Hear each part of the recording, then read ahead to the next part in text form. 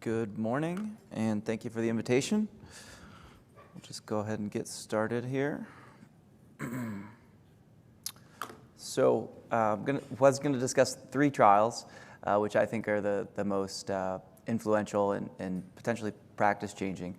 We discussed some of the data from the Captivate, so I'm going to sort of skip over that, which is actually good because it allows me a little more time to talk about lymphoma, which is what I'm more passionate about anyway, and gives me time to discuss the others listed up there.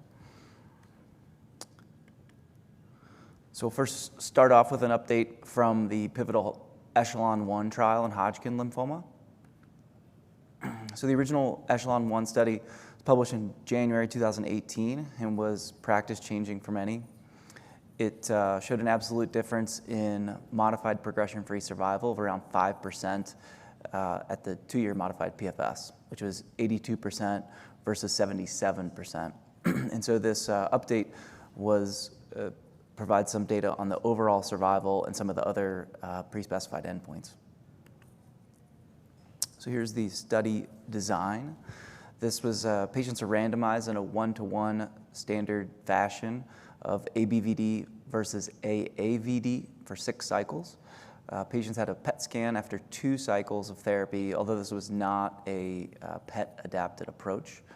The primary endpoint here was PFS for the trial, but this updated analysis, what we'll really discuss is the pre-specified endpoint of overall survival, so pretty exciting.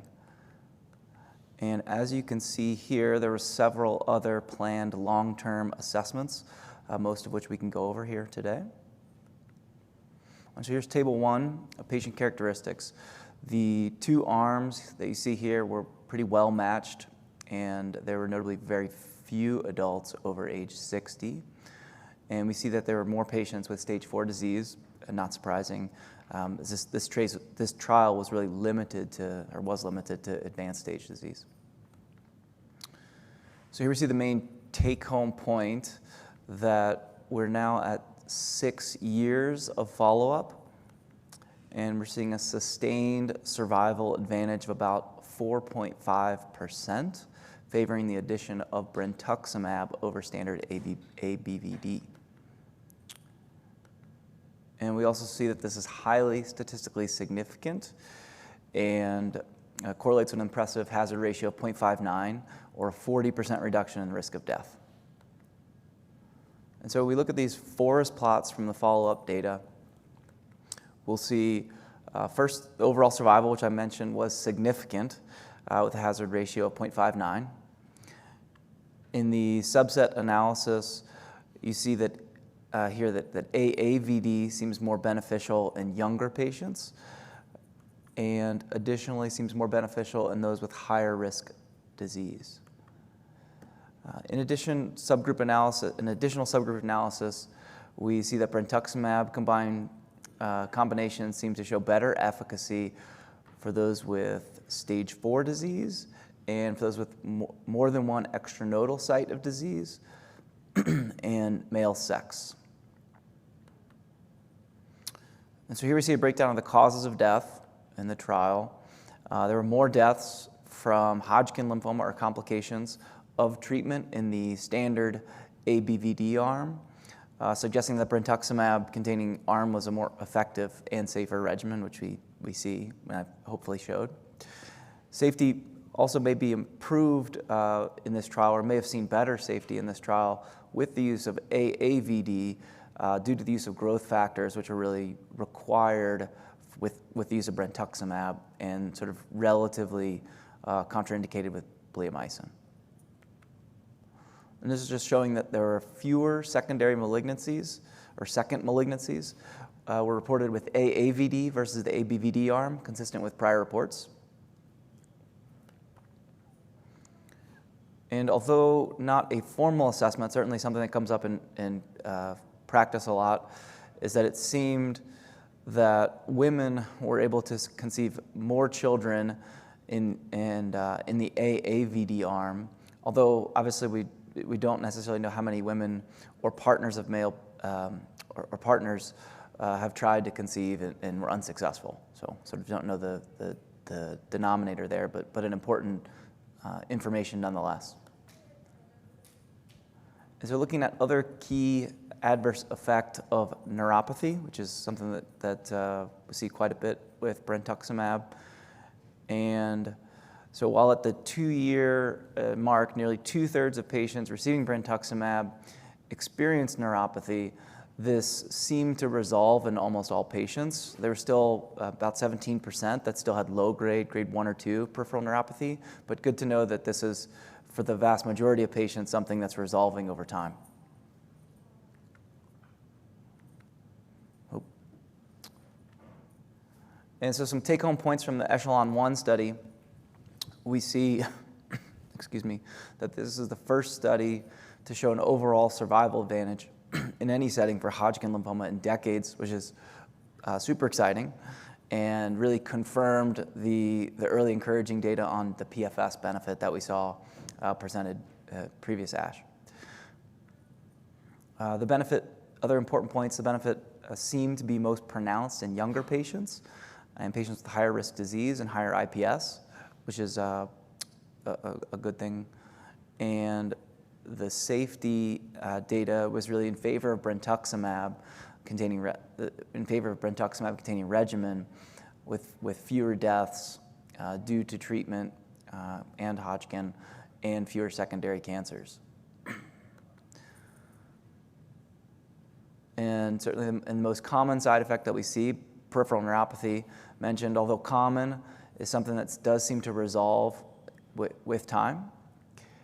And so this, excitingly seems to put us at a position now for, at least for advanced stage Hodgkin lymphoma, we can really omit bleomycin. And it's hard to probably argue to do anything different in that setting given the improvement PFS and OS. So just a quick question here. Hopefully you pick this up from the presentation. But which treatment, when added to frontline therapy for classical Hodgkin lymphoma, improves overall survival? I hopefully made the point that brentuximab hopefully you got that. But then also to kind of hit it home, this is the common patient that you're going to see in practice, 22-year-old with advanced stage disease, and the first-line treatment that you're going to turn to really should be AAVD in 2022. So we'll move on to the next abstract, which these first two I think are really practice changing. So it's kind of nice that maybe the discussion on Captivate's already passed us, because that's not quite practice changing yet. But I think these first two really are something that are, and you're certainly going to see Hodgkin patients in clinical practice that advanced stage patients that need AAVD.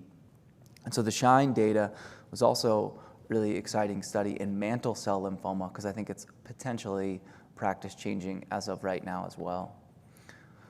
So this is a randomized study in mantle cell lymphoma, and I'll go over the schema here. If you want some more information, it has been published in New England Journal of Medicine as of June this year.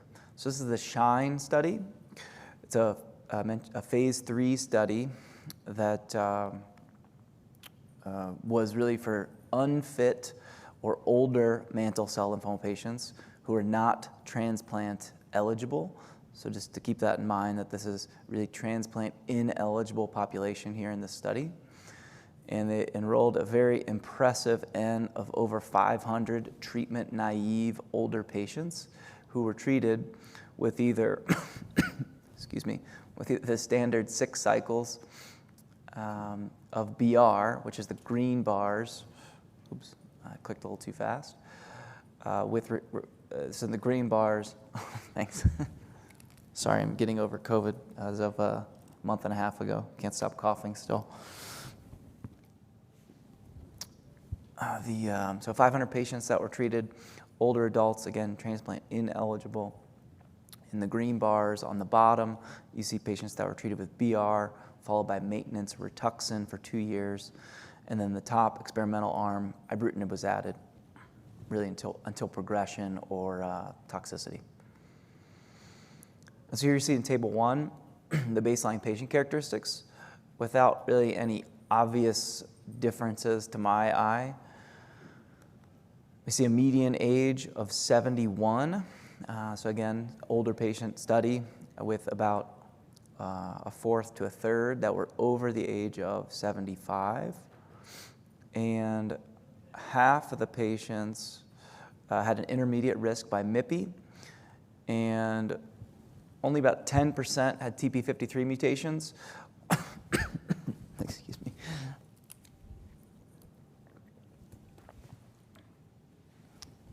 But 10% had TP53 mutations, although in this study, the majority of patients, or half the patients, we didn't know this information. So here are the curves for the primary endpoint of progression-free survival.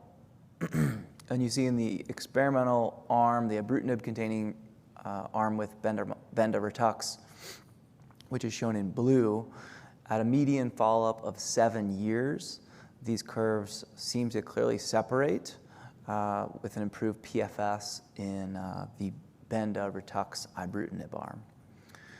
And so the median PFS was substantially longer in the ibrutinib-containing group by 6.7 years with a hazard ratio of 0.75. So in other words, this a 25% reduction in risk of progression or death with the addition of ibrutinib. So here are the forest plots for the subgroup analysis. And we see here that the addition of ibrutinib is statistically significant in the overall cohort, so improved PFS, which I mentioned. And in the subgroup analysis, we see that in patients who were less than 70 years of age, statistically significant or didn't cross 1, patients with intermediate or low-risk MIPI, also significant, and in those with low tumor bulk, down there at the bottom. And so this is a helpful breakdown, of the higher risk patients that sometimes see.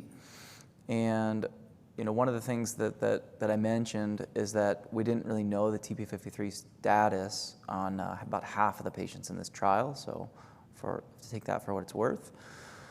And but although with those limitations, even with those limitations, it is substantially shorter the PFS. The PFS remained longer for patients who were treated with ibrutinib, which maybe isn't surprising given what we've seen in CLL and other diseases where we know that TP53 mutations usually convey sort of some chemo resistance.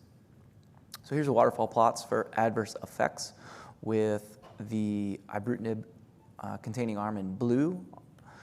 And aside from neutropenia, most of the AEs were low grade, and notably the rates of neutropenia were sort of comparable in each group. And the next most common AE was pneumonia, but visually these AEs really seem to be comparable. So, as we know, ibrutinib, in every other ibrutinib-containing trial, of course, people want to ask about rates of bleeding and bruising. Those were not on the prior slide. And of course, we see that the incidence of bleeding is a bit higher with ibrutinib, with the addition of ibrutinib. Although these are mostly low grade, and major bleeding events were actually comparable with or without in either arm. So, as expected, we also see that AFib was a bit higher in the ibrutinib arm. Again, not surprising. But the rates of hypertension, arthralgia, some other things that sometimes see with ibrutinib are about the same in both arms. And so here's the survival data. It is, these curves are pretty superimposable right now. This is the overall survival. So there's no statistically significant difference between the two arms.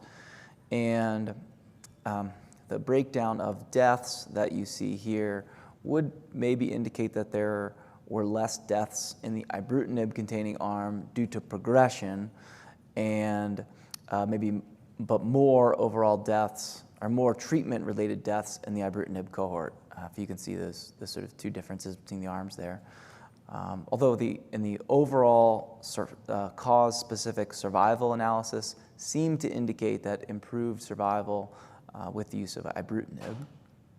And so this SHINE study, take-home points here, we saw the addition of ibrutinib significantly improved PFS by over 2 years over standard BR. And we did not see any new emergent treatment-related AEs, and the most prevalent AEs were cytopenias, infection, bleeding, and AFib. And lastly, this I think could be considered as a new standard in transplant ineligible mantle cell lymphoma as of today. And so this is a quick question here to see if you're listening. The addition of ibrutinib to standard treatment with BR for upfront treatment of older patients, not planned for auto transplant. Higher rates of AFib, had higher rates in AFib as compared to BR, improved PFS by over 2 years, or improved survival by overall by 2 years. And so the answer is A and B. No overall survival, but certainly a statistically significant improved PFS. Same thing, 72-year-old comes to you in clinic with stage 4 mantle cell lymphoma. What do you do? And I think that there's probably 2 still reasonable choices, BR or BR with ibrutinib. Ibrutinib, knowing that it's going to improve your progression-free survival, but there is some trade-off there. So we're not going to discuss Captivate since it was covered nicely, and I'm just going to skip for the last couple minutes here and discuss some of the other trials that I didn't think I'd have time for. So just give me 1 second to skip through here.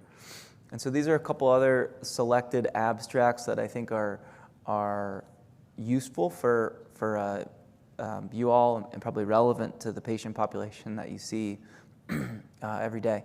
This is the FLIRT trial. So this is in follicular lymphoma. And the study looked at, so this is only for low tumor burden follicular lymphoma.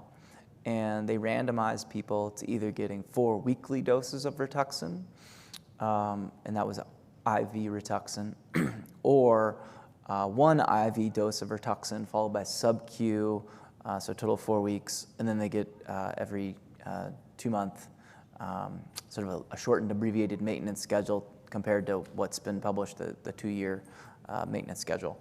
So it's kind of a short course of 4 weekly doses versus 4 weekly doses plus a little bit of maintenance.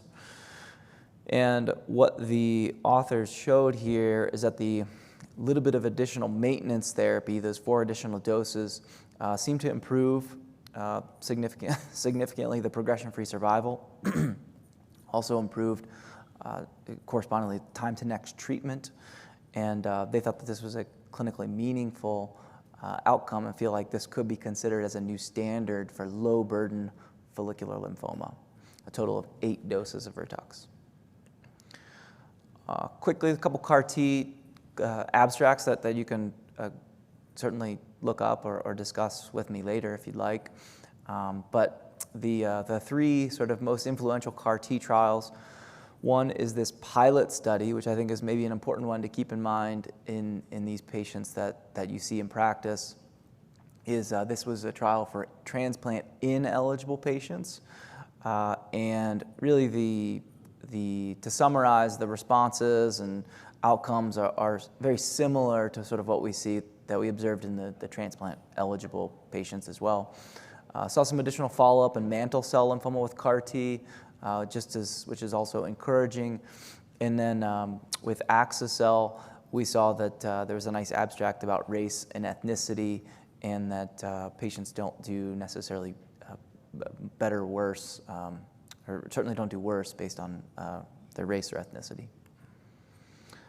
This is a study for Polarix that I'll just mention, and just want to discuss the last abstract. But this looks at trying to get at, and I think it's something to keep in mind as this is probably a regimen that you all will be using, Pola-R-CHP, in the future, if not now. And in this study, they're trying to look at some of the higher risk patients that were on the trial and try to see, how they did with Pola-R-CHP. And so this is something you can go back and look up if interested. And then this last study I'll mention because I think it's also something that was really interesting and was an abstract. but it's a large retrospective multi-center study that looked at BR versus ibrutinib for Waldenstrom's. And this is the take-home points is that, of course it's retrospective and limitations there, but really kind of similar outcomes with BR versus ibrutinib. So in patients that are really, so quote, chemo-averse, this is something you could consider ibrutinib. And based on this data, we don't think that there really maybe is a significant difference in outcomes using ibrutinib over BR. And so with that, I will stop and take any questions if there are any. Okay, I have one question from the virtual audience. Can you discuss the cost-effectiveness analysis of Echelon 2 regimens? So I'd have to go, it's a great point in question. And I can't quote the data off the top of my head, but certainly something that is worth going back and looking at myself. But I think that we see some of these more expensive regimens that get approved all across lymphoma and in many cancers. And if at the end of the day we're curing more patients that may need less therapy down the road, I think there's lots of discussions about sort of the economics of that, which I'm not an economist and I don't have the data in front of me to discuss, so sorry I can't elaborate more.